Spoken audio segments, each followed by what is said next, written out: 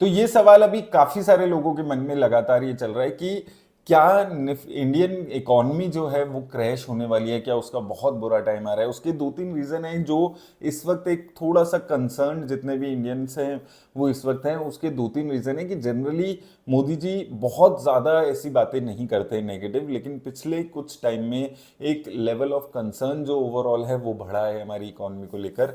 उसका सबसे बड़ा रीजन है जो स्ट्रेट ऑफ हॉर्मुज पे लड़ाई चल रही है वो बंद है, ईरान और यूएस की लगातार वॉर चल रही है जो खत्म नहीं हो रही है। सीज फायर है लेकिन अभी भी वॉर चल रही है। जब तक स्ट्रेट ऑफ हॉर्मुज ओपन नहीं होगा, ऑयल के प्राइसेस थोड़े से कम नहीं होंगे, तब तक आप मान के चलिए ये वॉर चल रही है।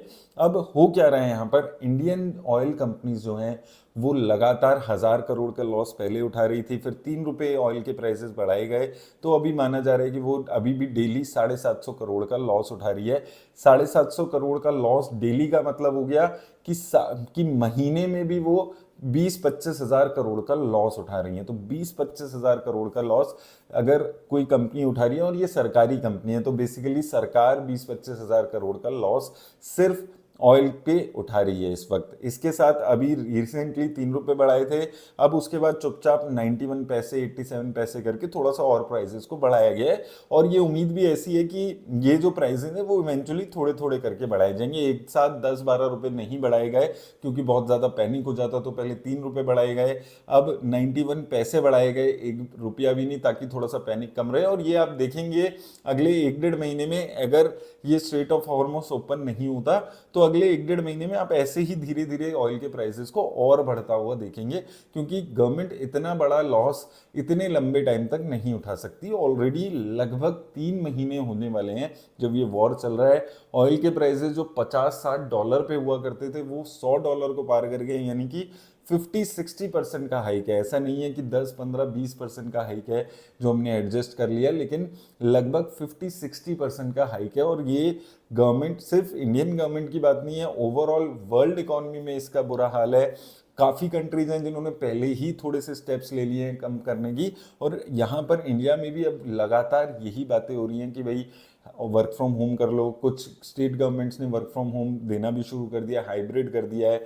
उसके साथ नेता वगैरह घूम रहे हैं मेट्रो में, बस में, वो अपनी वीडियोस डाल रहे हैं कि देखो हम ऑयल बचा रहे हैं। तो बेसिकली किसी तरह ऑयल की कंजम्पशन को कम करने का टारगेट है, क्योंकि जितना ज़्यादा ऑयल की कंजम्पशन हो रही है उतना हमारा लॉस हो रहा है। लेकिन मुझे नहीं लगता अभी बहुत बड़े लेवल पे इसका इम्पैक्ट ओवरऑल आया है। इसके साथ एलपीजी के भी प्राइसेस बढ़ रहे हैं, लगातार बढ़ रहे हैं। अब आपको दूसरा एस्पेक्ट समझना पड़ेगा कि ये जितना इन्फ्लेशन बढ़ रहा है उतना इम्पैक्ट आम आदमी की जेब पे आ रहा है। जो मिडिल क्लास हैं, जो पुअर हैं इंडिया में, उनकी लिमिटेड इनकम है। लिमिटेड इनकम के ऊपर अगर इन्फ्लेशन बढ़ती है और इतनी हैवी मात्रा में बढ़ती है, उन चीज़ों पे बढ़ती है जिन पे डेली यूजेज है, और जो इन्फ्लेशन है, जो ऑयल पेट्रोल और डीजल की इन्फ्लेशन है, ये डायरेक्ट और इनडायरेक्ट दोनों तरीके से इम्पैक्ट करता है। डायरेक्टली तो आपकी कम्युनिकेशन, आपका जो कम्यूटेशन है वो महंगा हो जाएगा। इसके साथ साथ दूसरा जो इम्पैक्ट है, इनडायरेक्ट इम्पैक्ट है, लॉजिस्टिक्स की कॉस्ट हर जगह बढ़ गई है। आप ट्रैवल करेंगे एयर से, ट्रेन से, जिस भी तरीके से आप ट्रैवल करेंगे, बस से, वहाँ पर आपको धीरे धीरे प्राइसेस बढ़ते हुए नजर आएंगे। और इसके साथ साथ जो आप प्रोडक्ट्स खरीद रहे हैं वो भी लॉजिस्टिक्स कॉस्ट उसमें आपकी इंक्लूड होती है, तो उनके भी प्राइसेस बढ़ेंगे। तो ओवरऑल इन्फ्लेशन इकोनॉमी में बढ़ेगा। इन्फ्लेशन बढ़ने से वो लोग जो लिमिटेड इनकम जनरेट कर रहे हैं, इनकम तो जनरेट बढ़ नहीं रही है इससे, तो जो लोग की लिमिटेड इनकम है उनके ऊपर इसका और ज़्यादा इम्पैक्ट आने वाला है। और इस वजह से जो मोदी जी हैं उन्होंने भी अभी रिसेंटली बोला था कि एक वर्ल्ड की एक बहुत बड़ी पॉपुलेशन पॉवर्टी में जा सकती है, क्योंकि इन्फ्लेशन ये ऐसा है जिसका वर्ल्ड में किसी के पास इलाज नहीं है। अगर ऑयल के प्राइसेस बढ़ रहे हैं तो बढ़ रहे हैं। ऑयल ऐसी कमोडिटी है जिसका कोई रिप्लेसमेंट नहीं है। ईवी पे हमने बात की थी, लेकिन ईवी इतना अभी अडॉप्ट नहीं हुआ है कि भाई ईवी ऑयल को रिप्लेस कर दे 100%। और भी काफ़ी चीज़ों में ऑयल की यूज़ होती है। तो ये जो ऑयल का क्राइसिस है ये इस वक्त इंडियन इकोनॉमी पे काफ़ी हैवी पड़ता हुआ नज़र आ रहा है। और इसके साथ साथ जो यूएसडी टू आईएनआर की रेशो है जो 97 रुपीज़ तक भी पहुंच गया पर डॉलर, वो भी और ज़्यादा कमर तोड़ने वाली चीज़ करते हुए नज़र आ रही है। एक तो ऑलरेडी डॉलर के उससे महंगा हो रहा है, तो हम जब उसको खरीद रहे हैं तो हमें ज़्यादा रुपए देने पड़ रहे हैं, और वो डबल इम्पैक्ट ओवरऑल हमारी जो करेंसी है, हमारा जो इन्फ्लेशन है उस पर आते हुए नज़र आ रहा है। और इसके साथ साथ जो गवर्नमेंट की बॉन्ड यील्ड्स हैं वो इंक्रीज हो रही है, तो गवर्नमेंट की लाइबिलिटीज पे जो उनको पैसा देना पड़ेगा वो और ज़्यादा इंक्रीज हो रहा है। और ये सिर्फ इंडिया की बात नहीं है, यूएस में भी ये हाल है कि पिछले 10 सालों की गवर्नमेंट की बॉन्ड यील्ड जो है उसके लेवल तक इस वक्त वो पहुंचते हुए नजर आ रही है। तो अभी सारी कंट्रीज क्या करने की कोशिश कर रही है, किसी तरह स्टॉक मार्केट को बहुत बड़े क्रैश से बचा के रख रही है, क्योंकि एक परसेप्शन ऐसा बना हुआ है जनरल पब्लिक में कि अगर स्टॉक मार्केट क्रैश नहीं हो रही है तो यानी कि चीज़ें ठीक चल रही है, जैसा जो कि एक्चुअली में ऐसा है नहीं। अब गवर्नमेंट्स की ट्रिक यही होती है कि स्टॉक मार्केट ऊपर रहेगी तो लोगों को एक फील ऐसी आएगी कि भाई इकोनॉमी में सब बढ़िया चल रहा है। जैसे कि 2023-24 की इंडिया की मार्केट देख लें, कोई ऐसा कुछ हमने कुछ अलग नहीं किया था इकोनॉमी वाइज, हमारी कंपनीज में कोई ऐसी ग्रोथ नहीं आई थी, लेकिन मार्केट ऑल टाइम हाई पे पहुंची थी। बहुत ज़बरदस्त रिटर्न स्मॉल कैप में, मिड कैप में, लार्ज कैप्स में देखने को मिली थी, और ओवरऑल पब्लिक में एक परसेप्शन बन गई थी कि भाई हमारी इकोनॉमी तो बहुत बढ़िया कर रही है, जबकि ऐसा नहीं था, नॉर्मली चीज़ें चल रही थी। अब वो इलेक्शन के बाद से आप देखेंगे पिछले 2 साल से रिटर्न्स खत्म हो गई है, 2024 से अभी तक। तो वो परसेप्शन ऐसा बनाया जाता है पब्लिक का कि भाई स्टॉक मार्केट अगर बढ़िया चल रही है तो यानी कि इकोनॉमी बढ़िया चल रही है, जबकि दोनों चीज़ें आपस में बिल्कुल भी अलाइंड इस वक्त नहीं है।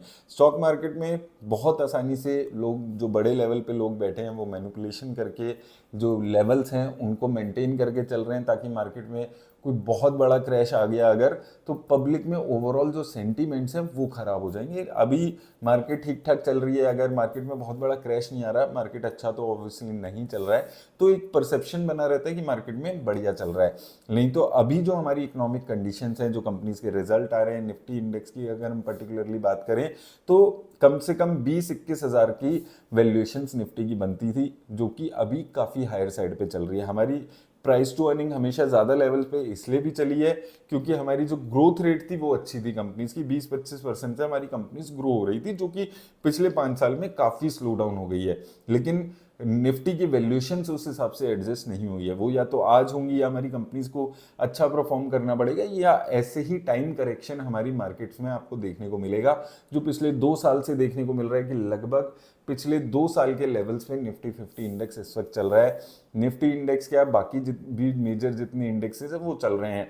आईटी इंडेक्स का, एफएमसीजी जो इंडेक्स है इनका तो और भी बुरा हाल है। तो ओवरऑल मार्केट में जो सिचुएशन है वो इस वक्त बहुत ज़्यादा पॉजिटिव नहीं है, और अगर ये जो क्राइसिस है ये बहुत लंबा खिंच जाता है तो ये यूक्रेन और रशिया के क्राइसिस से बहुत डिफरेंट है, क्योंकि वहाँ पर ऑयल की सप्लाई चोक नहीं हो रही थी, वहाँ पर वो दो देश लड़ रहे थे, लेकिन मिडिल ईस्ट से जो ऑयल की सप्लाईज थी उसमें कोई इम्पैक्ट नहीं था। यहाँ पर एक मेजर इम्पैक्ट ऑयल की सप्लाईज पे आते हुए नजर आ रहा है, और ये क्राइसिस जितना लंबा चलेगा उतनी दिक्कत वाली बात यहाँ पर रहने वाली है। तो थोड़ा सा आपको इस सिचुएशन को समझकर थोड़ा सा कॉशियस रहकर चलने की ज़रूरत है। थोड़ा बहुत पैसा अगर आप इन्वेस्ट कर रहे हैं तो क्रैश का वेट करके ही इन्वेस्ट करिएगा। मार्केट में अगर 2-4 दिन उछाल आपको देखने को मिल जाता है, 24,000 25,000 लेवल्स पे चली जाती है बिना वॉर के सॉल्यूशन के, कि स्ट्रेट ऑफ हॉर्मस बंद है, ऑयल के प्राइसेस अभी भी $100 के ऊपर चल रहे हैं और मार्केट में उछाल आ रहा है, तो थोड़ा सा समझ के चलिएगा कि ये थोड़ी सी फेक रैली हो सकती है जिसमें रिटेल इन्वेस्टर्स फंस सकते हैं, और मार्केट में एक इंतज़ार हो रहा है ऐसा कि कोई डिसीजन वहाँ से निकल कर आए, कोई क्लियर कोई डिसीजन निकल कर आए, और उसके बाद मार्केट अपना रिएक्शन करे। और इसलिए पिछले 1-2 हफ्ते से मार्केट में एक आपको स्टेबिलिटी, एक कंसोलिडेशन देखने को मिल रही है। तो थोड़ा सा इन चीज़ों को समझ के इन्वेस्ट करिएगा, फेक रैली में फंसने के से थोड़ा सा बचिएगा। उम्मीद है आपको हेल्प मिलेगी इस वीडियो से। धन्यवाद।